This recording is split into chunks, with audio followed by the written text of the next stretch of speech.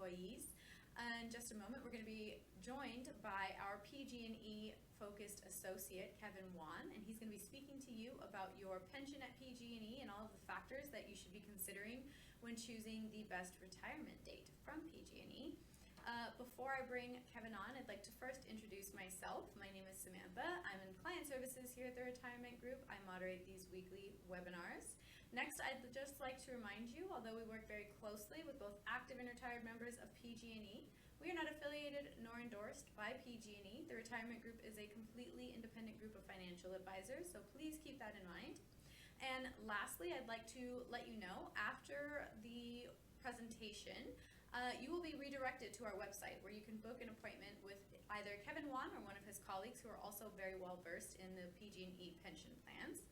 And one more thing, after his presentation, Kevin will bring me back on very shortly to ask him any of the questions you may have entered into the Q&A box. Throughout his presentation, please feel free to ask away. It's 100% anonymous, and we will answer as many as we can, time permitted. And now, with all of that boring stuff out of the way, let's dive into it with Kevin Wan. Hi, Kevin. Thank you, Sam, for the introduction. Hello, everyone. My name is Kevin Wan. I'm one of the retirement planners at the Retirement Group. Today, we're going to be talking about the PG&E pension. We'll talk about the two different pensions, in addition to the distribution options. And then later on in the presentation, we'll talk about a couple of the pension strategies. Now, for those of you that don't know about the Retirement Group, we've been in business for the last 3 decades. And over the last 30 years, we've been helping PG&E employees make that transition successfully into their retirement. We help them with that retirement decision. In addition to post-retirement, we help them manage their assets. Now, today, we're going to be talking about the two pensions. Again, we'll talk about the final average pay in addition to the cash balance plan. Now, for pension eligibility on the final average pay, to be vested, you have to be age 55 and above with 5 or more years of service. Now, with the cash balance plan, you'll actually need 3 years of service and you'll be vested. Now, the first formula we'll talk about is going to be for the union formula. This is the final average pay. Something to keep in mind when we talk about the final average pay for these two formulas here is that especially if you're union and you're going to receive a pay increase, you want to make sure you get that final pay increase before you actually retire, because as a result, you can see on the screen, it's going to be able to factor in that higher monthly salary that you have. It's going to take that monthly amount, it's going to multiply it by 1.5% up to 25 years of service. Anything above and beyond the 25-year mark, it'll multiply it by 1.6% times that years of service. So someone, for example, that has 30 years of service, that'll equal to 45.5% of their final monthly pay. And then it's going to multiply that by their years of service, and that'll give you the monthly pension amount. Now, if there's any age penalties, that'll actually be deducted from that monthly pension amount, and we'll talk about the age penalties. As you can see on your screen, with the union formula, if you have 30 years of service or more, there's going to be no age penalties. But on the screen, if you look at the two middle columns, if you have 15 to 29 years of service, you can see the age penalties begin at age 61. Now, if you have less than 15 years of service, you can see the age penalties actually begin at age 64, all the way down to age 65. Now, the next formula we'll talk about, it's still going to be the final average pay, except this is going to be for the management employees. So for management and the administrative and technical employees, it's going to take a look at the last 36 months, and then it's going to take your average monthly salary. It's going to multiply it by 1.7%. And then it's going to multiply that by your credited years of service. So a management person that has 30 years of service, essentially, it's going to be 51% of their monthly salary over that 36-year period. That'll give you the monthly pension amount. And then, of course, just like the previous formula, if there's any age deductions or age penalties, it'll be subtracted from that monthly amount. Now, on your screen, you can see what those age penalties are. With management, it's a little bit different than the union age penalties. You can see there's one additional column beginning with 35 years of service or more. There's going to be no age age penalty. Now, with 30 to 34 years of service, you can see the age penalty starts beginning at age 59, and then 15 to 29 years of service, the age penalty doesn't start until age 61. And then with less than 15 years of service, you could see the age penalty beginning at the age 64. And again, if you have any questions about these formulas, be sure to reach out to the retirement group. One of our PG&E focus advisors will be able to walk you through these formulas step by step. Now, some of the strategies regarding the age deferral. So in this example here, you could see someone retiring at age 55 and their monthly pension amount is $1,000. But as a result of taking the monthly pension early at age 55, you could see it's going to be a 20% reduction in that pension amount. So it's going to take 26% off that $1,000. That's going to leave $740. Now, if the same person could actually defer taking that pension until age 60, you could see that age penalty is reduced pretty substantially down to that 6% reduction. So in this case, someone that starts at their benefit commencement date at age 60, it's going to be that 6% reduction. So from $1,000, it'll go down to $940. And of course, if there's any if the same person can wait until age 62 or 65, the age penalty is actually going to be 0%. Okay. So let's go ahead and talk about the next formula. This next formula here is the newer PG&E pension, which began in the year 2013. It's called the cash balance pension. It is portable, so if you do leave PG&E, you could actually take this pension with you. Now, with this pension, there's going to be two buckets that are added. Now, the first bucket is going to be the pay credit bucket, and then the second bucket that's going to be added is the interest credit bucket. But let's talk about the pension, the pay credit bucket first. The pay credit bucket is going to be based on credited years of service in addition to the age. So it's going to add those two numbers together, age plus years of service, and that'll give you the points. And you can see if you have fewer than 40 points, you're going to receive 5% of your pay. And then you can see, for example, 60 to 69 points, you're going to receive 8% of pay. And then on the bottom of your screen, you can see if you have 80 or more points, it's going to actually add 10% of your pay to that cash balance account. So for example, if you are earning $100,000 and you have 80 points or more, it's going to take 10% of 100,000 and it's going to add that $10,000 as a pay credit to your cash balance account, again, if you have 80 points or more. Now, with the interest credit bucket, what that's going to do, it's going to be added to your cash balance account on a quarterly basis using a thing called the GAT rate.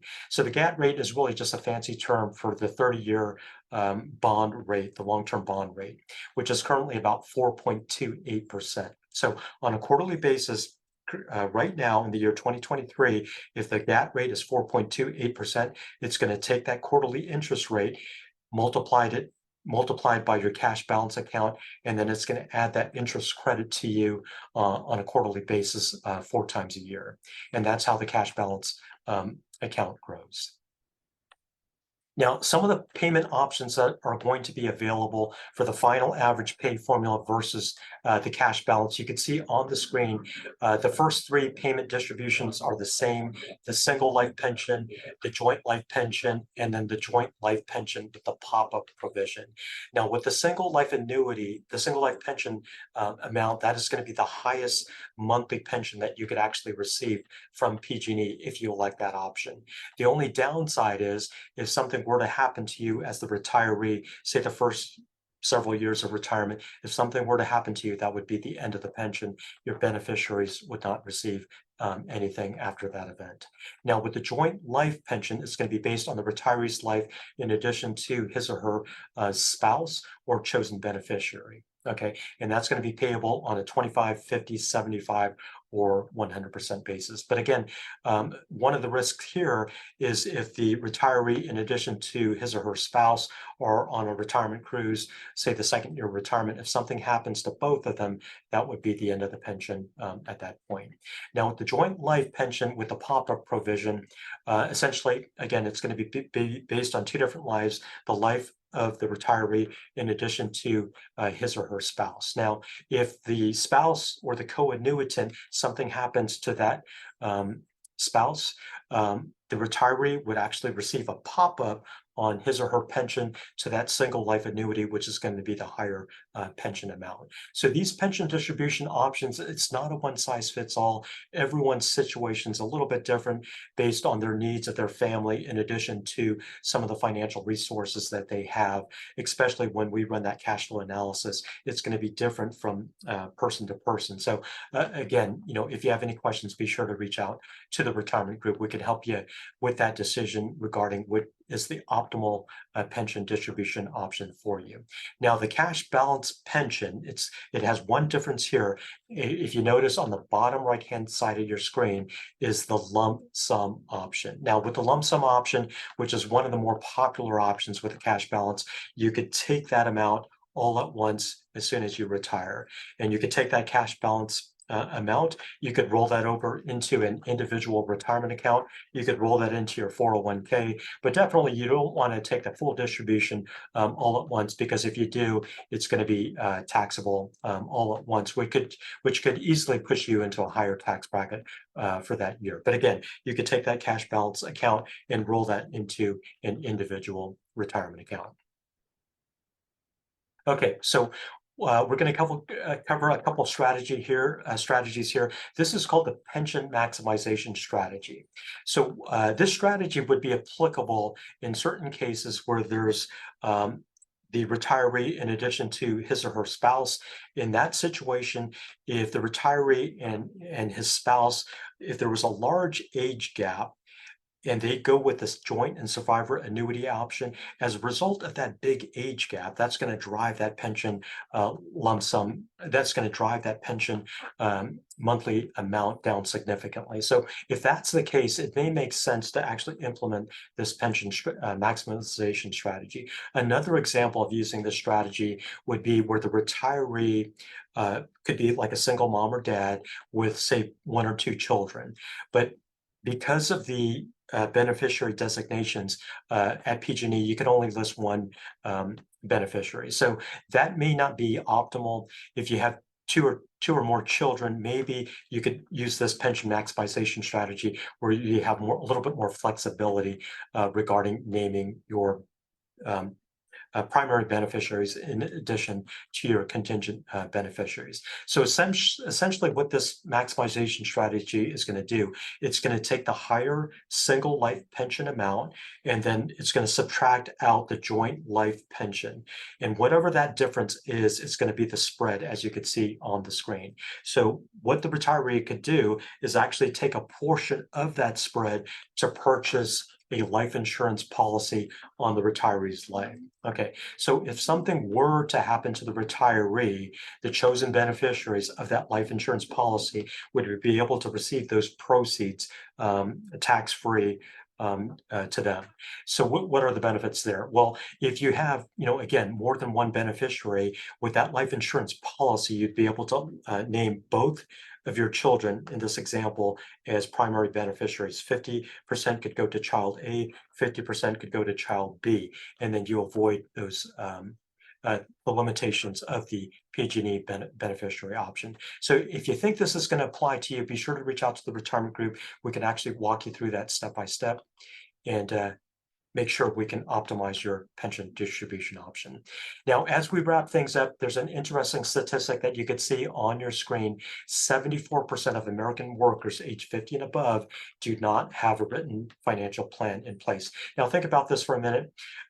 Retirement is going to be one of the biggest financial decisions you're ever going to make in your lifetime. So you have to ask yourself, does it make sense to have a written financial plan in place as you go into retirement? And even if you have a retirement plan that's already in place, perhaps from another financial advisory firm, or maybe perhaps from the administrator, it never hurts to get a second opinion just to make sure you're in good shape and that your retirement plan makes sense and both of the plans match up. But the plan that we produce at the retirement group, again, it's free of charge for PG&E employees, we're going to stress test the plan. We're going to run it very conservatively. We're going to include inflation factors, and we're going to use a very low rate of return on your portfolio just to make sure, again, it's stress test and that we produce a really good plan to make sure that you never run out of money, during your retirement years. And again, there's various ways you can get in touch with the retirement group. You can always call us at the 800 number, 800-900-5867. You can always send us an email that you see at the top of the screen, info@theretirementgroup.com.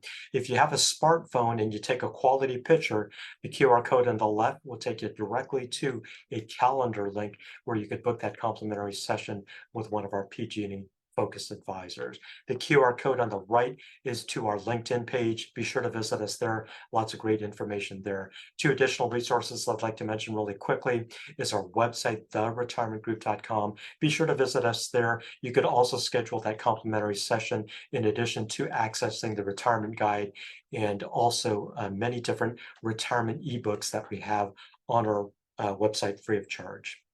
And then one final resource I'd like to mention is our YouTube channel. Be sure to visit us there, theretirementgroup.com. You'll see a very specific playlist that we have just for PG&E employees. Okay, now full disclosure, as I mentioned earlier in the presentation, we've been in business more than 3 decades now, and over the last 30 years, we've been helping PG&E employees successfully make that transition into retirement. But full disclosure, we are not directly affiliated with PG&E or the administrators. We are a third party, and we're financial fiduciaries offering advice with no conflicts of interest. And a lot of your PG&E colleagues have come to the retirement group because that's what they're looking for. They're looking for, unbiased financial advice coming from a third party like the retirement group. Okay, I'd like to thank everyone for being in attendance today.